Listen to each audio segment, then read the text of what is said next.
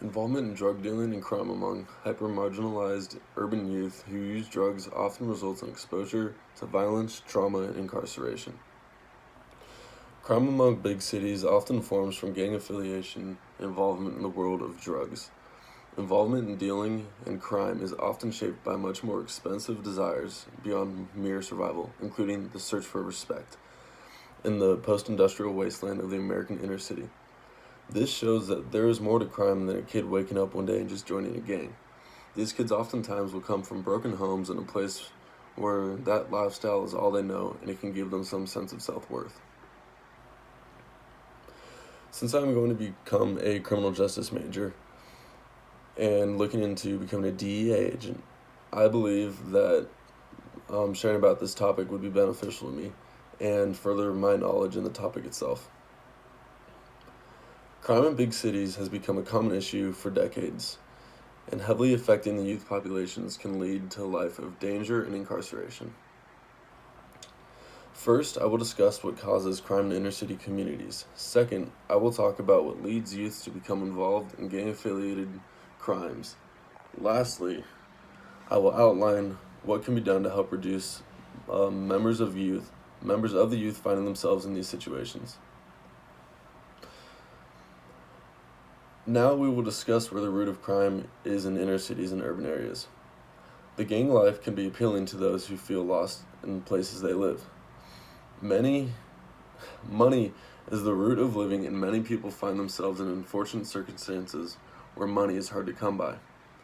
A study about a Vancouver drug scene explains, street-based drug scene, this can refer to anything from flipping small quantities of drugs for minor amounts of profit, which is often immediately used towards supporting one's own drug use, to transporting and selling larger quantities of drugs for one of the greater Vancouver gangs.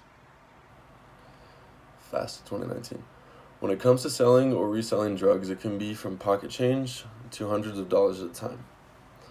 Oftentimes, these situations, redistribution of drugs and narcotics can lead to violence and gang affiliation.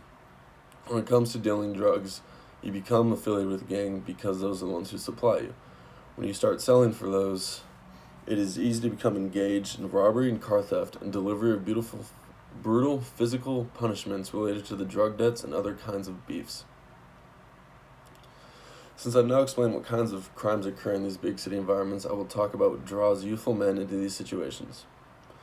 Many people who become involved in these situations come from broken homes.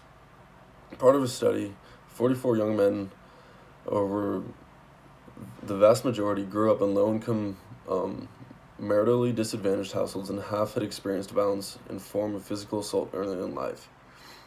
Even though this is a small pool, it shows that with the amount of people that have been involved in those broken homes, it is very prevalent in this situation. A father figure can also be very important in a young man's life.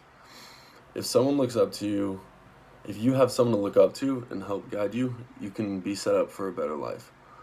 However, when someone such as a stepmother, stepfather, or lack of a father, you can lose that father figure and look to the streets for that family feel and that leadership. Since we've addressed reasons youths become involved in big city crime and what that can lead to, I'd like to talk about what we can do to reduce these patterns. There are laws put into place that have the goal of reducing crime but can hurt families in the overall. They have introduced policies such as broken windows policy, mass incarceration,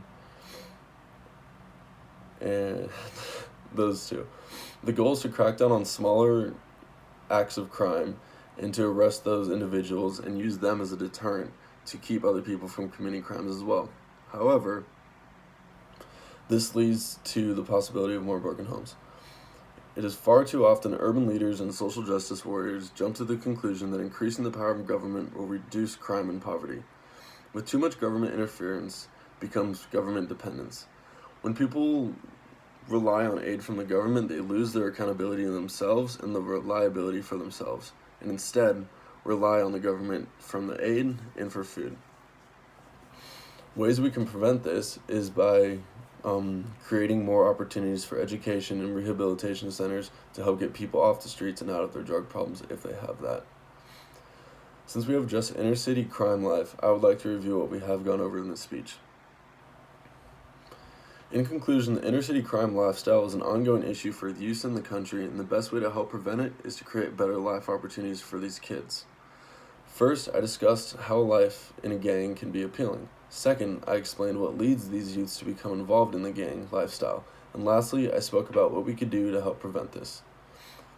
There are many people that don't understand what it's like to live life in poor inner city, and what they must go through and why they become involved in the life they do. I also want to explain why we should care and how we can fix this issue.